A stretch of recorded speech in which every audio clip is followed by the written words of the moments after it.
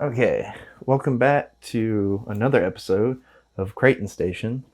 This is our fourth episode, and today we're talking to Patx. Today is Saturday, August 29th, and time is 9:57, about to be 10 o'clock. Pat, welcome to the show. It's great to have you here today, and I'm so excited for this interview, especially after our pre-interview the other day. For sure. Um, so I guess to kind of describe to people what you do exactly as far as like music and stuff. For sure. So I'm Patx. I mix alternative with hip hop. And that can range from like metal to just kind of more the acoustic end of things. Indie filmmaker. Yeah, I just do cool stuff. And you have a couple of music videos out too, hmm and I gotta say my favorite is Bars. Hey. Again, when we were doing the pre-interview, we talked about a lot of the process of making the music videos and the as far as like making the beats and stuff that go with that. I mean, what would you think inspires you the most when coming up with that kind of stuff? Um, I think really just kind of like taking like the film approach to a music video. I think there's a lot of like negative connotations that come with like what a rap video like entails. Like you automatically kind of have like an image of what a rap video is. Um, and so yeah, I just like kind of exploring like concepts and sort of kind of taking a narrative approach. So it's super exciting to like have a song and then it's like, hey, let's build this crazy story around it. And a lot of your videos and music too kind of deals with like a little bit of like horror aspects as hmm far as like, but you told me this too is a lot of it is zombie inspired as far as uh like the look and the feel of the music and the way the music videos are shot. It's kind of like Yeah, that and horror it's so zombie. weird because like you would think that I like horror films and I don't.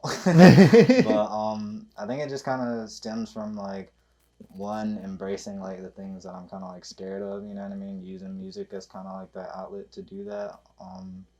And also just kind of like where things started. I think my first like actual legit like album was called Coming to Life, and it was kind of supposed to, that zombie element was supposed to sort of represent like, okay, I feel like my career is like dead, you know what I mean? I'm starting from like the ground or whatever underground, and then starting to explore these things musically, learning more about myself is sort of supposed to represent like a zombie coming to life or whatever. So I guess that kind of thematically stayed with me. And a lot of that aesthetic started out with you drawing, right? Mm-hmm. Because we talked a little bit about it. You were in art school, I believe, or some sort of form of art school, and they wanted you to just draw like roses and like apples and stuff, and you're like, no, I want to draw like Yeah, zombies. yeah, yeah. It started off like drawing like, I don't know, really just anything that didn't like exist in kind of like the natural world, or like drawing things that existed and adding kind of like the cartoon or surreal element to it. But yeah, not to shit on that summer camp, but I mean, it's great to like try to make things look as realistic as possible that already exists, but it's also equally important, I think, to explore some of the stuff that doesn't actually exist in reality. And as far as like upcoming projects that you're working on, I have written down here X001.exe. That's the project you're working on now, right? That was my latest drop. I dropped that the 28th last month. Yeah. And is that an album or is that just a song? It's a small I don't want to call it an album. It is conceptual. It's a 7-track project, I guess. And I got a couple things written here below it. I got executed files on the computer. I think that was part of like your inspiration for the name behind it. Yeah, yeah. So the whole concept kind of follows like it's this downloader, and each song is kind of like these instructions that's supposed to kind of inform you that you're in like the matrix and all, everything you know is a lie and blah blah blah, rage against the machine and all that jazz. Is it like a small story almost with each track being like a chapter in that story, or Almost. It's each song just kind of like represents like a different I guess kind of like lie or like facade that people kind of accept. um but there's like this Siri like character that just kind of like guides you through each song. So it starts off with like this introduction of what's gonna happen, and then at the end of each song, it kind of tells you the percent that it's downloaded. You know what I mean? And so it gets a little bit more and more in depth as the download So you progresses. download it into the matrix throughout the throughout the Right, song. right. That's cool. I like that. That's like a real time event that you're a part of when it's Mm-hmm. going on. Um, Working on the mechanics of it, for you worked on the mechanics for this about like a year. You said that you had kind of been working on this project before it actually was released, right? Yes and no. I think just so I rebranded about 2 years ago, and so I wanted to kind of include a little bit more of like the heavier vocals, you know what I mean? And so to kind of dive into that realm of things required a little bit more of a challenge for me, you know what I mean? I'm not just like rapping. It kind of takes a little bit more like physically and then understanding like the subculture around it, you know what I mean? And so I did a whole lot of research. It took a lot of like practicing. You know, some songs didn't work. Sometimes when I did screams, it sounded really bad. You know what I mean? So over, I guess, the course of a year of kind of like polishing the sound, not the project in itself, but just everything that kind of went into it. Yeah. Now, you have like a kind of like a little small team that helps you with it, right? Or is it just you? It's just Just me. you? Yeah, Okay. it's Because just me. I know sometimes you like post like you and Alan are doing stuff together, and I didn't know if like maybe he helps out on one Yeah, side yeah. of it. So I really like kind of like outsourcing in quotations like normal people to help with things. Mm. I don't know. I just really like the idea of like being in house. So like if I have a concept, it's like, hey, Alan, you want to be an extra in this video, Oh, or like, okay, hey, Liam, you want to like help me do this, that, and the third, and you know they'll reach out to me if they need like visuals or something like that. So it's just kind of like keeping your day ones involved. You know what I mean? Like Alan, for example, his realm isn't in music, but like half of his friends are musically inclined, so I like to like incorporate him into things as much as I can. He's on songs. He's had at least like 4 or 5 cameos in music videos. You know what I yeah. mean? I just like you know what I mean, including those people. Yeah. And as far as like the sound of your music, you said it's a blend of metallic and trap, or yeah, metallic music and trap music, Um. or Yeah. So it's like it's really like polarizing. I think because on one end, you know, it's like trap mixed with metal, like two of probably like the more intense genres, and then on the other end of the spectrum, you have like the alternative hashtag sad boy, like Billie Eilish esque vibes. You know what I mean? There's not a whole lot of like in between. It's just kind of one or the other. now have you always been in the music, or was it just something that like you were drawing one day and it just all of a sudden hit you? I think it's just it's definitely always been around me. I didn't think of like myself creating music per se. I was just consuming a lot of it. You know what I mean? Whether that be like being young and in church or like whatever hip hop song was on the radio, trying to like learn all the words, or like those little MP3 players or like the iPod and like all that, you know what I mean? So we just like consume a whole lot of music day in and day out. And it just kind of like, it's almost like whenever I got to a point where I was actually trying to make music, it was almost second nature. What's like the very first song you've ever like dropped? Oh man, it was called Fire, Fiyah,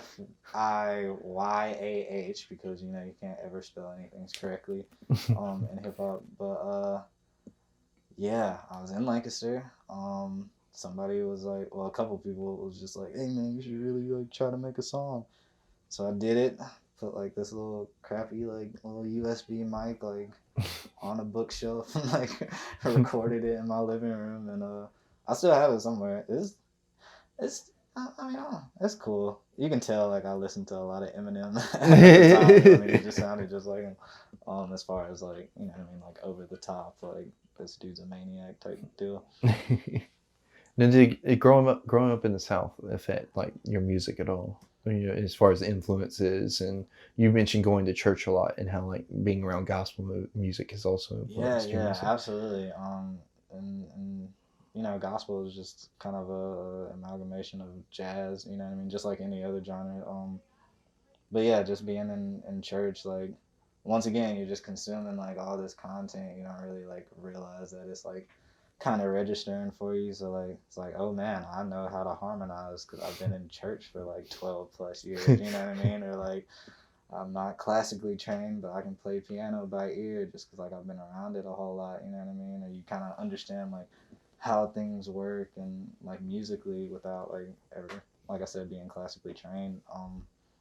So yeah, definitely being in the South kind of super influenced me in that realm, but also aesthetic to a certain extent. You know what I mean? There's some like concepts or lines that I'll say like if you're from the South, like you get it. You know what I mean? And a lot of like my visual aesthetic kind of has like that, not necessarily South, but like that homegrown kind of feel to it. You know what I mean? So I think it definitely registers some of what I say to people that are like from smaller kind of close knit areas.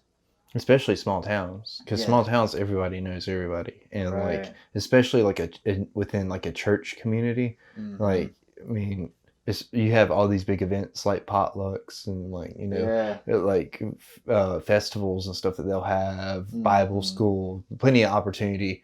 Like if you don't know a person, you will get to know them Right, some and through everybody's some your form. cousin and blah blah blah from church and this person and that person. It's just like Oh man! And you started off with your music in church too, right? I got that written down yeah, in my yeah. notes. So I was forced to be on like the children's choir like growing up, right?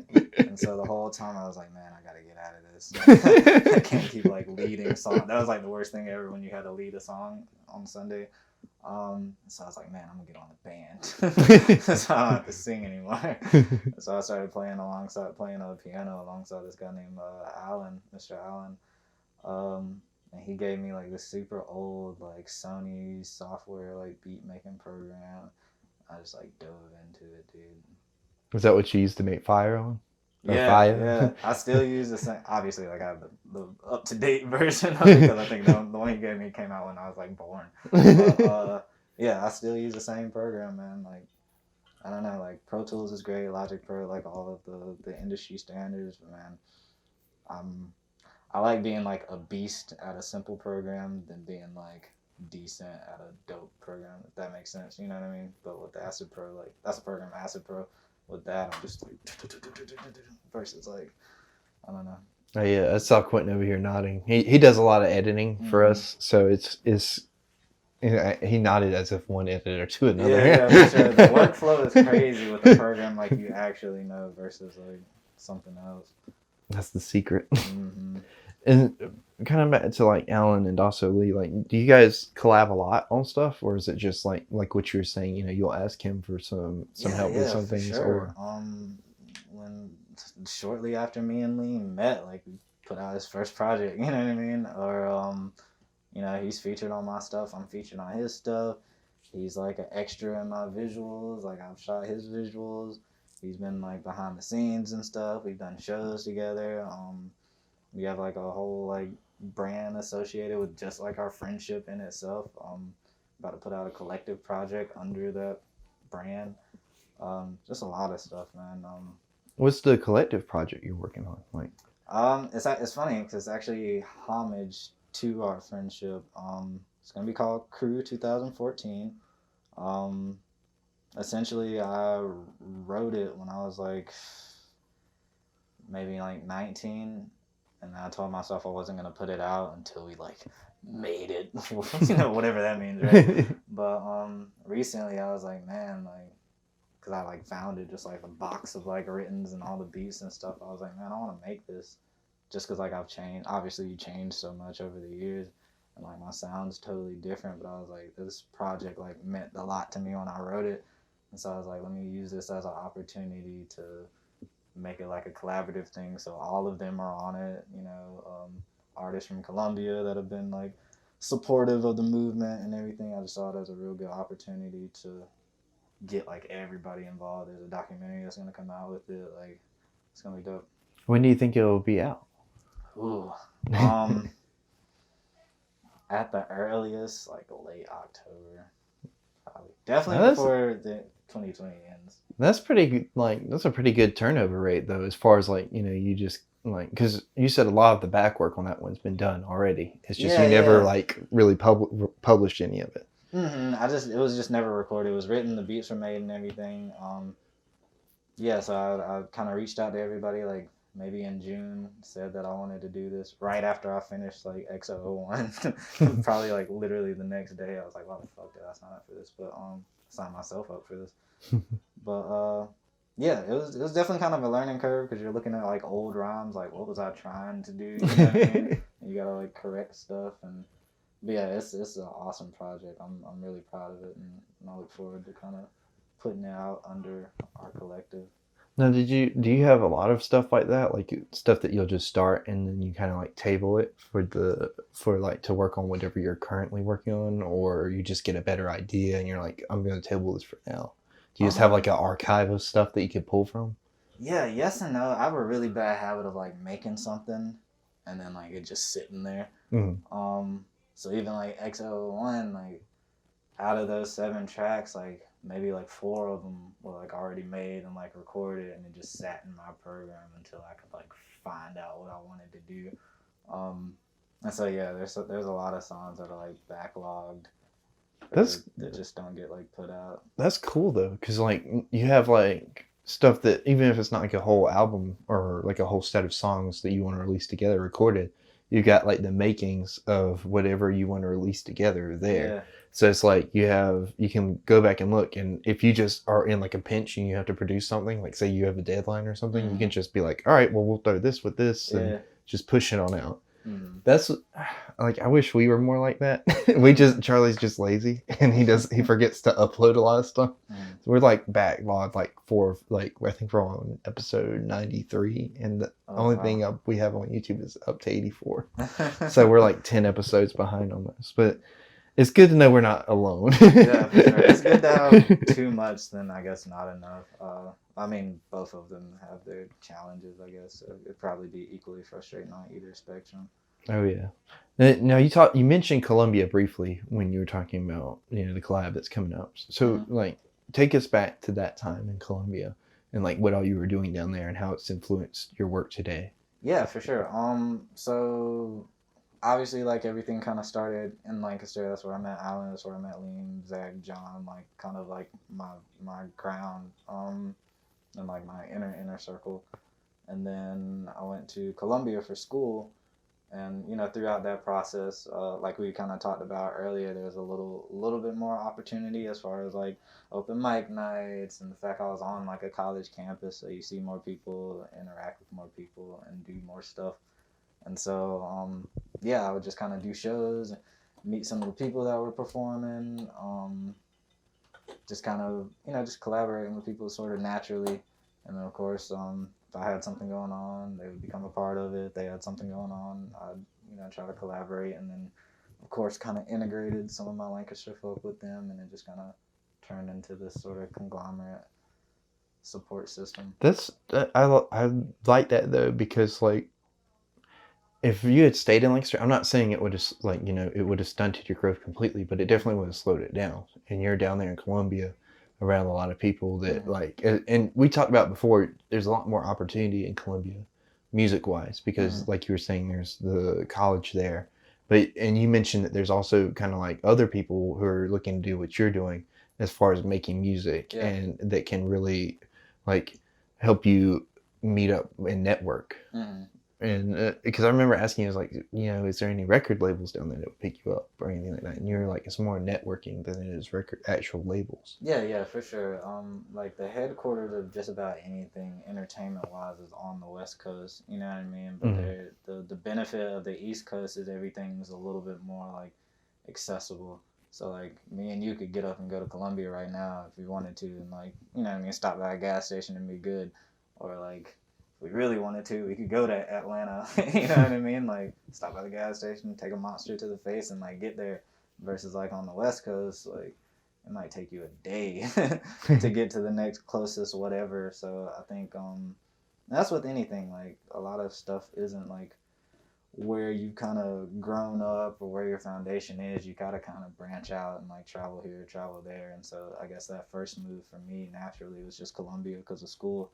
And then, whenever I'm ready to kind of reach that next point, it might be Atlanta, it might be the West Coast, and you just kind of branch out.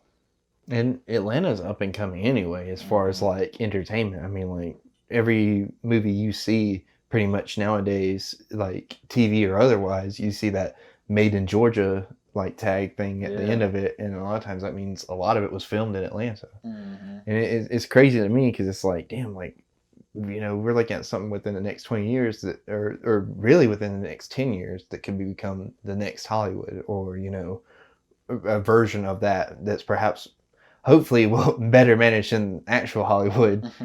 But it's crazy to me that growth is happening like so close to us. You know what I Mm-hmm. mean? It's And it's huge. such like a pivotal time because we both are creators in a way, and we're both trying to get stuff off the ground. So it's Mm-hmm. like it's a great time for us. You know what I mean? Yeah, As far as definitely. that. Definitely, Uh, definitely. um, let's see. I have some stuff right down here.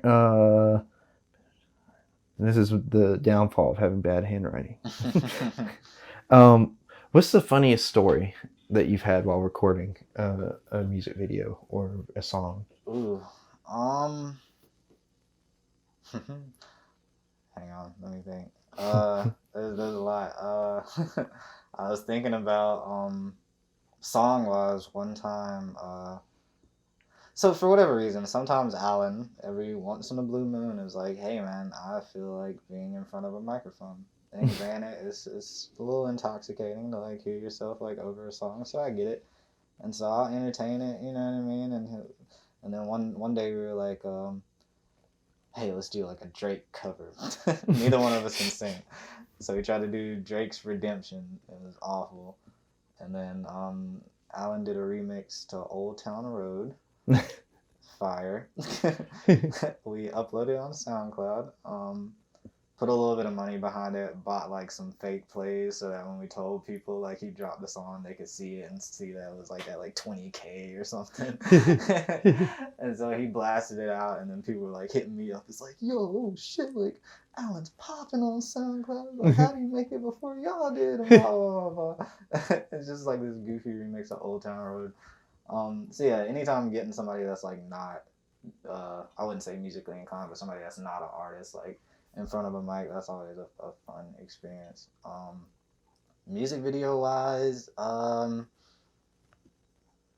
it's probably a tie between eating raw meat for the Beg Your Pardon video or having my back turned to an explosion during Hurt Locker. Did you get hurt at all during the explosion? No, the first one went off fine, right? The second one, and luckily I had a mask on, so like you couldn't see me like shitting bricks. But the second one like just didn't go off, right? And so we were like, do we like wait on it? You know what I mean? Like we can't like approach it. And so like a minute passed, and as soon as we started like walking towards it, and like debris going everywhere. One chunk of something like hit the cameraman, Austin Prescott. Shout out to Austin, AP Productions. It hit his arm and stuff, so you can hear him. And like, I'll probably drop like the behind the scenes footage. He's like, "Yo, that hit my arm," and yada yada yada. So yeah, every video has like some crazy story attached to it. What were y'all using for the explosives for that? I'm trying to remember because like I'm sure FBI was watching because like I was just on YouTube just googling like some super suspicious stuff. It was either at first I was trying to just do like the pressure bomb where you like contain air and like it's a gas Yeah. kind of thing, so nobody would die. But I think that turned into creating a cocoon of spray deodorant Mm-hmm. and matches. Oh. Yeah, so a bunch of matches, newspaper, Axe spray deodorant, cocoon it in an aluminum foil, like ball, bury like half of it, set that thing on fire, and get out of there. Dang.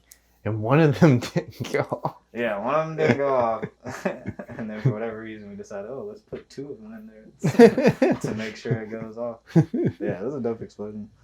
That sounds awesome. Did you have like stuff kind of like set up to like flying up behind you, so like if you slowed it down, it would be like an interesting Yeah, like yeah, we did visual? a slow mo, and we kind of fake the perspective to make it look a little bit bigger than it was. I mean, it was a decent explosion. It wasn't like Michael Bay-esque, but Mm-hmm. it was definitely satisfying. Well, I have a question though. Like, what made you guys do like the deodorant thing as opposed to just doing like some fireworks and then alternating like? I think one, being pressed for time, two, hiding like the source of the explosion. Yeah. So like the firework, for example, somebody would have to set that, and then we have to get like camera set up. You know what I mean? Versus the deodorant thing, we had kind of like a 30-second window. Um, so I guess just like syncing things and probably stupidity somewhere in that in that room, but that's what we came up with. I just was curious. I like to blow things up as well. Like I'm a big fan of 4th of July and all that kind of stuff. But the deodorant thing's definitely giving me some creative ideas for next year. Don't try it at home, or if you do, don't say it was inspired by me. So beg your pardon though, you were eating raw meat. What was that for? Yeah, clarification. I wasn't just like just chilling on set eating raw meat. It was kind of like that first like zombie theme sort of deal, and so I was like, man, like, what can I do that's just like ill? And so I bought there's some weird stuff in like the frozen section of like grocery stores. It was either it just said cheek of cow, so I don't know if it was like an ass cheek, like the mouth or whatever. But I bought it, right? And yeah, took a bite out of it. Damn, how did it taste? I mean, it tastes like what it was. It is raw. The smell is, oh my god, probably like top 5 worst things I've smelled. But yeah, I didn't like get through it. I tried to like bite it off, but it was mad tough. So I just kind of. Did it make you like feel sick at all, or make you gag, like trying to, chew it and stuff, or the smell? I couldn't even tell you, dude. I think there was a couple people on set, and so I think I just kind of like had like a really good poker face. You know what I mean? It's just like, hey, don't freak out, hey, don't like vomit or whatever the case may be. Like, get this shot done. So I don't know. I don't even think it like phased me per se, just because like we had so much blocking, and like I had to get to this point at this point of the song, and like this had to happen, and everything was queued up. I think it just went for it. Good, man. Like you're way better at it than I could be. If I had to eat raw meat, I'd be like, no, I'm gonna throw up on camera. And there was a second where my back was turned to the camera, so I could freak out for a little bit if I needed to, and then get my composure back. But like I know like raw fucking the grossest raw meat can smell like, especially if it's bad, because people bring, for whatever the fucking reason is. I work in a grocery store, by the way. People will return like meat and they'll bring it back saying it's bad, here, smell it, like they want you to smell it. I'm like, I trust you, you don't have to show me. I will throw up if you just like shove that in my face. It's such a bad smell. Just for those of you out there at home listening, just leave it at home. You can bring me a picture, a receipt, whatever. Just don't bring the actual thing. I don't want to. I want no part of that. But let's see. I got the bars video I have written down here. It was at Springs Park, and I wanted to bring up a specific thing that you told me about in our pre-interview about it, talking about like there was some funny stuff that happened, but also some creepy stuff too. Yeah, and it makes me happy that bars is one of your favorites, because bars was probably to date the most stressful, and a lot of times shoots are stressful, but then the end product, you're like, that was worth it. And like, for me personally, bars was like, for the amount of stress that shoot was, it's like, it wasn't the greatest return on investment, but yeah, so we did it in Springs Park. So there's no electrical source. And so we used a generator, this massive generator, and had to carry that because Springs is like kind of a walk from the little boat landing or Yeah, whatever. I've been back in there before. It's just Yeah. like you're walking through the woods and all of a sudden this area just opens up and Mm-hmm. you're in like this coliseum almost of like where the pool was and Yeah. everything. And it's crazy. Is that where Mm-hmm. you guys filmed it, by the way, in the pool or? So you know how it has that trail kind of on the left side. So if you follow that trail a little bit further down to the left, there's that kind of roller skating rink that kind of caved in. Yeah. We did over there. Okay. Yeah. As soon as we get there, of course, a snake just kind of like slithers between everybody and goes about its business. Um, we had people in the corner like doing like makeup and stuff. Katone was like our victim or whatever, so he's getting like his face jacked up. This girl's like eyeball is hanging out. Ping pong ball. Um, and yeah, like this girl who just happened to live next door to me, like for whatever reason, agreed to like come to the woods and shoot a music video. Shout outs to her, Bree. Hope you're doing well. Don't go into the woods with creepy guys anymore. But yeah, so we shot it. Um, and then like as we were breaking down, like stuff started moving. Like of course we're in the woods, so like you hear stuff and yeah, the little flab for what used to be like the concession or wherever you check out your roller skating rinks, it had like a covering. Conveniently enough, not only did it fall down, but there was also like something written. I can't remember what was written on it, but it was like how convenient for there to be something creepy written on it and it fall by itself. So I was like, yeah, we're out of here. Were y'all out there like late at night doing it? Or? Yeah, we started. Of course, we set up while the sun was up and stuff, but it was a night scene, so like we had to shoot it kind of towards like sundown. But yeah, we didn't leave until probably like midnight. Dang. After, yeah, so it was pitch black back there.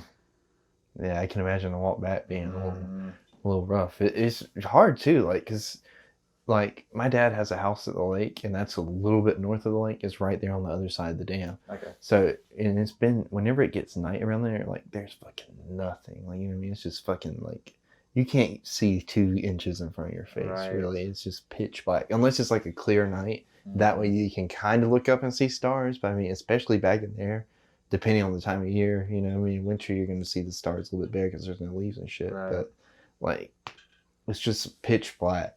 I can't imagine. And then that shit going on too. Right, nothing. And then the floor is like all caved in and stuff. And then like, yeah, we literally just had like iPhone lights just everywhere while we're trying to grab things. It's like, yeah, that was a stressful shoot. And you said people were wanting to go check out the thing falling. Yeah, Blake and his creepy ass.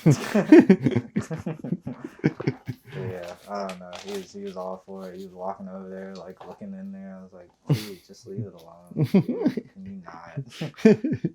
I think like during the pre-interview, you were like, "Bro, you're riding back with me. Just stay the fuck away from there." Oh yeah, we were talking. I was talking about Dawson Lee wanting to like live in the attic of our house before we moved out. Like, why would you want to do that? So I take it you don't like attics. I will not. You know what's crazy about that? You saying that. So don't tell me when I attic is no. But like, so you know, our first interview that I ever did for this show was about me talking to this girl who had shadow people around her, like talking about she was haunted and stuff. And I don't know if you've listened to it yet, but like her first ever experience with the shadow person was it coming out of the attic of her house. And like it fucking with her as it was coming down the attic. So that's what they do. So it's crazy. You were telling me that story about being scared to go in the attic when she like just doesn't fuck with houses with attics at all. Right. It's like it's either a floating thing, it's some creepy woman whose head's like spinning around and contorting and stuff. Like every. Oh, you would have loved this one. This one was coming down doing a handstand from the attic. Oh my god. They're so linear too, and it's just like everything goes down in the attic. And she said it turned and looked at her too. I would leave my body. I would just die there. Oh my god, she's a brave soul. But anyways, now we talked briefly about, you know, it's a kind of a heated political climate right now. Oh, for sure. And we talked a little bit about George Floyd during the pre-interview and like if being black in America has like affected at all your music and I don't want to put words in your mouth, but what we came to the conclusion to was like, being black necessarily doesn't affect your music all the time. It's more of like you try to be like a rapper who just happens to be black instead of it being like being like I guess like a black rapper. But I'm maybe misremembering. If you want to talk more to that. Yeah, I was kind of saying that I'm not like the poster child of Yes, exactly. being a black in America. You know what I mean? That's just one of the many things that I carry as a representation of me. Like, yes, I'm black in America. Yes, I'm also this in America. I'm also this. I'm also that. Mm-hmm. So like, yes, like it obviously like affects like music and stuff because it's how I lived. You know what I mean? And so there's all these influences there, whether it's conscious or subconscious. But I don't like walk up in front of the mic and it's just like, how can I share the black experience today? You know what I mean? It's just kind of like a byproduct. Yeah, that's cool. And we talked too about like how Facebook is just like a cesspool for that, all that kind of stuff, because it's like people go on there just to fight other people about their opinions. And like, I mean, like, it's just so, it drains me physically to see that kind of stuff happening. And like, I love this, like what we're doing, like sitting down and having a conversation. And that's the whole point of this show, is just to kind of like sit down, have a conversation, like, with people that interest me, what I mean, as far as like what you do with your music and the process that you have, that's interesting to me. And I wish more people would just sit down and talk to one another, as opposed to just being like, well, I'm right and this is why, you know what I mean? Or like, whatever's on the news today, we have to talk about it just because it's on the news and it's the state of things. But I mean, like, I don't know. I just feel like people are so, everybody has an opinion, and people are so like just like sucked into that whole conversation, and I feel like it just stops us from actually talking to one another. It's so weird. I think that just comes down to like one of two things. One, people not interacting with other people enough, or to the extent where you're having like meaningful conversations, you know what I mean, to get kind of like that information from somebody that belongs to a community that you don't belong with, you know what I mean, belong to, or whatever the case may be. And also like some people just don't have anything going on.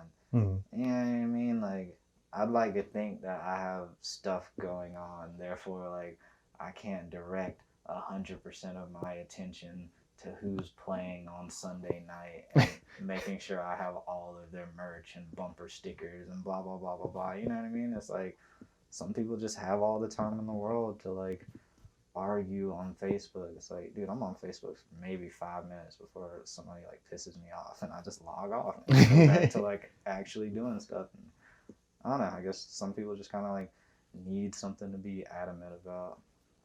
I get that, and a lot of that too kind of like muddies the message is on one side or the other, like, because if you just sometimes people like, it's like a personal experience, like, well, this person was awful to me, and because this person was white or black or purple or whatever, I dislike that group of people now because of this one experience. And it's just, I mean, and you see it like especially in the comments on posts, like you see that all the time. You know what I mean? People cite this as like, this is the reason why I'm this way, or and it's frustrating, and it's awful to think about. But back to your brand. You said you were rebranding. What were you doing before this, like as far as musically? I think before this it was just a lack of a brand. And I mean by that is I was still like making music and putting it out, but it wasn't like this is like Patx, or if I dropped a song, like it was a toss up as far as like what it would sound like, you know what I mean? And that just comes from like, you know what I mean, being early on in your career. And so what I meant by rebranding, I really meant just like branding in itself. It was like, hey, this is my image.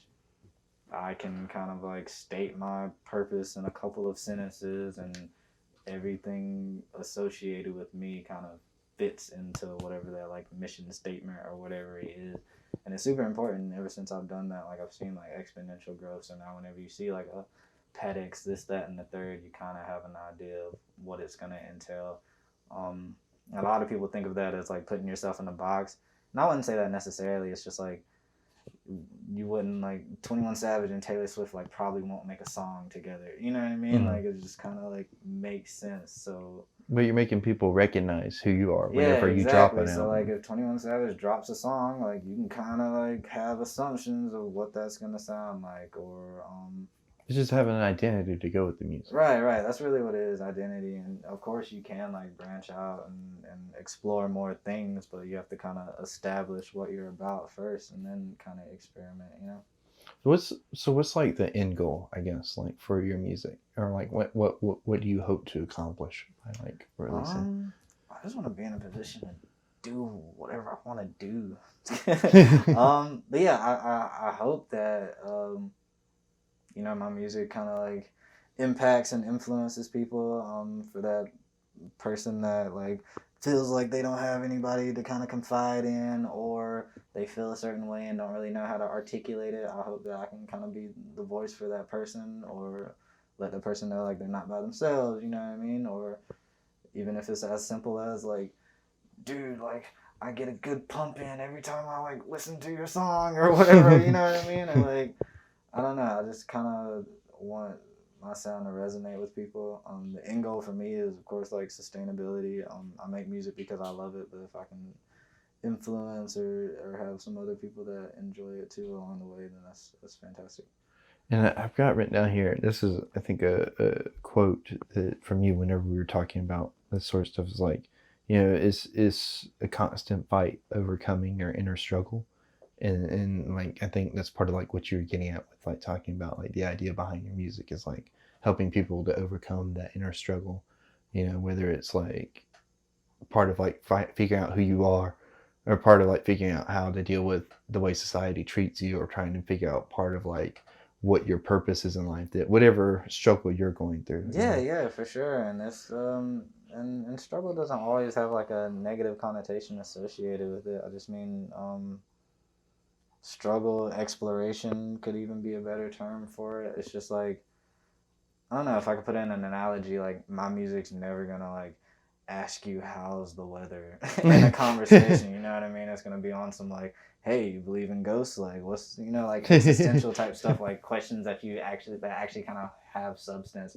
So I always want to kind of like explore some of those a little bit uglier topics, or you know, those kind of uncomfortable things that strangers wouldn't necessarily like say to each other in a conversation. You know what I mean? Because I Mm. think that's really the grit of it. That's the human experience. Anything else is just kind of like either a segue or just sugarcoating. You know what I mean? Yeah. What like what would you say is like a kind of one of the tough topics that you've tried to like to or address through your music, or Um. Hmm. I don't know. I never feel like it's never like difficult per se to kind of like open up about a topic.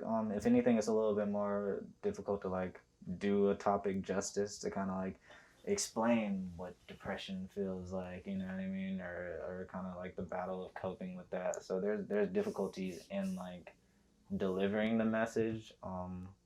So yeah, I'd say things like that, like addressing like mental illness, or like me sharing with my listeners how I felt when I experienced like loss of loved ones, or like times where I felt like I was by myself. You know what I mean?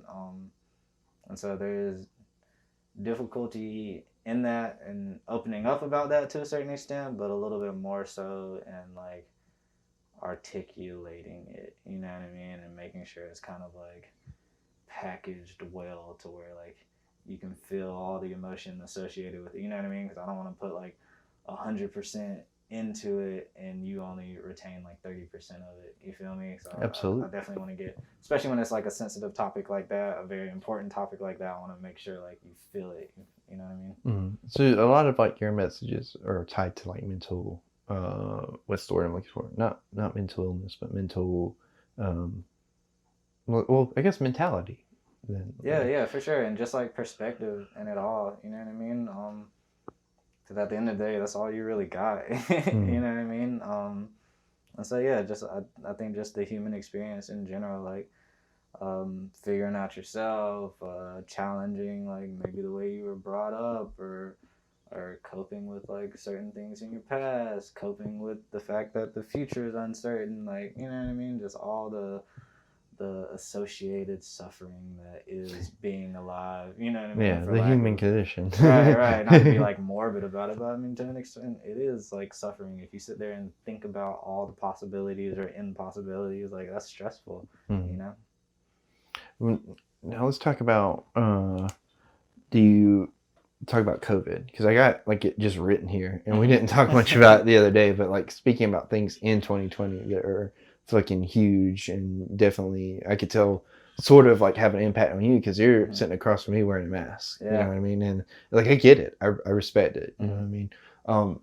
Like how has that affected you, and how does it affect your music? Yeah, 2020 is just weird.